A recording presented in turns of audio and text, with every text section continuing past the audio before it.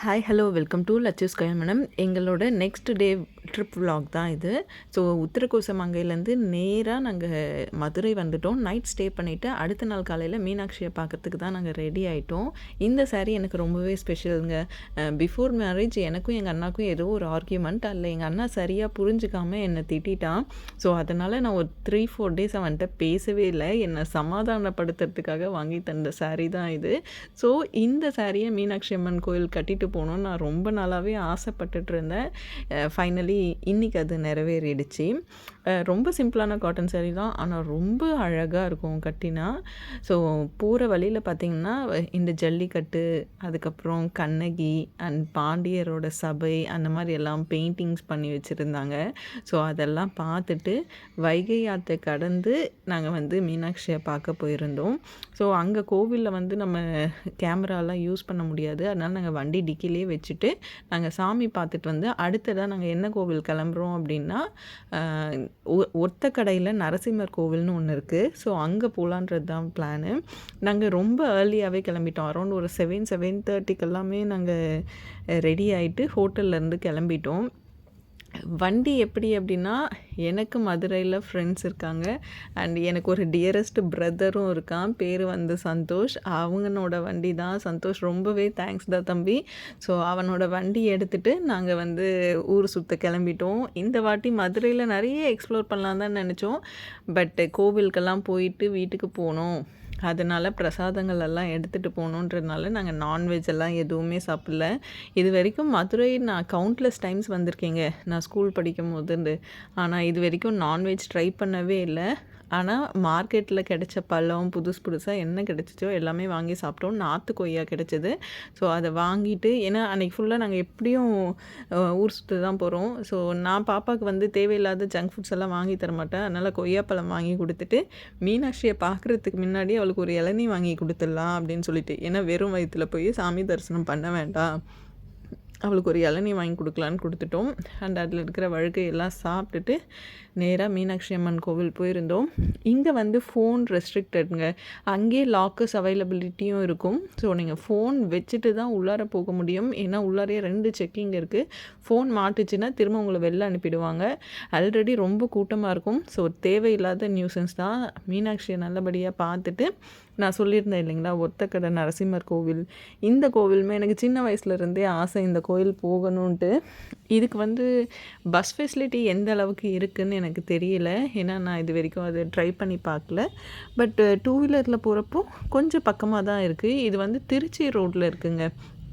மீனாட்சி அம்மன் கோவிலேருந்து நீங்கள் நேராக இந்த நரசிம்மரை பார்த்துட்டு அடுத்த இடங்களை நீங்கள் எக்ஸ்ப்ளோர் பண்ண ஆரம்பிச்சிடலாம். ஏன்னா கொஞ்சம் சீக்கிரமாக முடிச்சிடும்.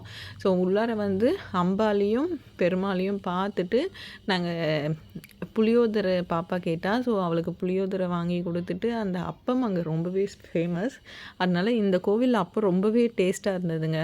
அப்பம் முறுக்கு அந்த மாதிரி நாங்கள் வாங்கிட்டு, ஸோ காலையில் அவள் இளநீ குடித்தது தான். இப்போ அரௌண்ட் வந்து ஒரு 10 மணி இருக்கும்னு நினைக்கிறேன். அதனால் அவளுக்கு புளியோதரை வாங்கி கொடுத்துட்டோம். ஸோ அவள் சாப்பிட்டுட்டு அப்புறம் இதுக்கப்புறம் ஒரு கோவில் போகிறதுக்கு ரொம்ப நாள் பிளானு. நாங்கள் இந்த கோவிலுக்கு போய் அரௌண்ட் ஒரு 6-7 இயர்ஸ் ஆகிடுச்சின்னு நினைக்கிறேன். அப்படி என்ன ஸ்பெஷல் கோயில்னால் மடப்புரம் காளியை பார்க்கலாம் அப்படின்னு சொல்லிட்டு தான். ஸோ அந்த காளி கோவில் வந்து உங்களுக்கு நெக்ஸ்ட் விலாகில் ஷேர் பண்ணுறேன். ஏன்னா விலாக் ரொம்ப லென்த்தியாக போக வேண்டாம் அப்படின்றதுனால தான். ஸோ இந்த காட்டன் சாரீக்கு நல்லா ட்ரெடிஷ்னலான நெக் பீஸ் போட்டால் நல்லாயிருக்கும்னு நினச்சேன். ஸோ இந்த அட்டிகை தான் போட்டிருந்தேன். பாப்பாவுக்குமே வந்து பட்டுப்பாவாடை ஜாக்கெட் அண்ட் அட்டிகை பேட்டர்னில் தான் போட்டிருந்தேன். அவள் ரொம்பவே என்ஜாய் பண்ணாங்க. இந்த கோயில் நல்ல விஸ்தீர்ணமாக சூப்பராக இருந்துச்சு. வெளியில் வந்து பார்த்தா ரொம்ப பெரிய குளம். தாமரை பூவெல்லாம் பார்த்திங்கன்னா ஒவ்வொரு பூவோட சைஸும் அந்தளவுக்கு பெருசாக இருந்தது. ஏன்னா நார்மலாகவே நல்ல தண்ணி அண்ட் செழிப்பாக இருக்க இடம், மண்ணுமே நல்லா இருந்தால் பூ நல்லா பூக்கும்னு சொல்லுவாங்க இல்லைங்களா, அந்த மாதிரி நல்லா பூத்துட்டு இருந்தது. அண்ட் ஓரளவுக்கு பூவெல்லாம் பறிச்சிடுறாங்க போலங்க. இங்கே சாமிக்கு கொடுக்கறதுக்கே வந்து பூக்கடைக்காரங்க நிறையவே பறிச்சிடுறாங்க போல். இங்கே பூவுமே பார்த்திங்கன்னா எண் கணக்கு தான். 100 பூ, 50 பூ, 1000 பூ, அந்த மாதிரி பூ வந்து எண் கணக்கில் தான் கொடுக்குறாங்க.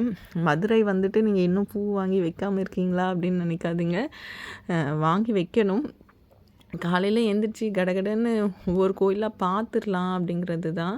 என்கிட்ட ரொம்ப பேர் கேட்பாங்க, "நீங்க ஏன் எப்பவுமே கோவிலுக்கு போறீங்க?" அப்படின்ட்டு. பட் கோவில் போறப்போ நமக்கு ஒரு மனநிறைவு கிடைக்குங்க. அதுக்கும் மேல "நீ சாமிக்கிட்ட என்ன வேண்டிப்பேன்னெல்லாம்?" கேட்பாங்க. Very very simple. நம்ம ரியாக்ட் பண்ணாம அமைதியா, பொறுமையா கடந்து போற அந்த ஒரு குணத்த குடுத்தாவே போதும் கடவுள். நம்ம வாழ்க்கையில ஓரளவுக்கு முன்னேறி வந்துடலாங்க. ரொம்ப சிம்பிளா நான் ரொம்ப நல்லவங்க அப்படின்னுவாங்க. ஆனா அவங்க பண்ண தப்பெல்லாம் நமக்கு நல்லாவே தெரியும். அந்த இடத்துல நம்ம சிரிச்சுட்டு அமைதியா போணும். ஸோ அந்த அளவுக்கு பொறுமைய கடவுள் குடுத்தாருன்னா, நம்ம முன்னேறி போயிடலாம். அண்ட் சாமி கும்பிட்டு வெளில வந்தோன்னா, பதனி வித்துட்ருந்தாங்க. அவங்கக்கிட்ட பதனி வாங்கி குடிச்சிட்டு, பாப்பா, நானு, ஹஸ்பண்ட் 3 பேரும் தான் குடித்தோம். நான் எப்போவுமே இந்த மாரி பொருட்கள அவாய்ட் பண்ணவே மாட்டேன். எங்கே கிடைச்சாலும் அத மனசார நல்ல திருப்தியா குடிச்சிட்டு, வாங்கி சாப்பிட்டுட்டு தான் வருவேன். ஏன்னா இந்த பொருளெல்லாம் எல்லா இடத்துலையும் கிடைக்காது. இது இன்னும் எத்தனை ஜென்ரேஷனுக்கு இது கிடைக்கும்னும் நமக்கு தெரியாது. ஸோ அங்கே வந்து ஒரு சொம்பு ரூ. 30 அப்படின்னு சொன்னாங்க. ஸோ 2 சொம்பு வாங்கி குடித்தோம். அண்ட் அந்த பக்கத்தில் இருக்கிற என்ன ஐட்டம் அப்படின்னு பார்த்தீங்கன்னா, அந்த க்ரீன் கலர் குடத்துல இருக்கிறது கல் அப்படின்னு சொன்னாங்க. அதை வாங்குறதுக்கும் அங்கே மக்கள் வந்திருந்தாங்க. 2 பாட்டில் ரூ. 250வோ ரூ. 300க்கோ கொடுத்தாரு. ஆனால் ஹெல்த்தின்னு தான் சொன்னார். பட் என்னவோ நமக்கு தெரியல. யாராவது குடிச்சு பார்த்துருந்தா கண்டிப்பாக கமெண்ட் பண்ணுங்கள். ஸோ அவ்வளோதான் இந்த விலாக். அண்ட் இந்த விலாக் உங்களுக்கு பிடிச்சிருந்தா லைக் பண்ணுங்கள், ஷேர் பண்ணுங்கள், மறக்காமல் சப்ஸ்கிரைப் பண்ணுங்கள். நெக்ஸ்ட் வீடியோவில் மதப்புரம் காளி கோயில் பார்க்கலாம்.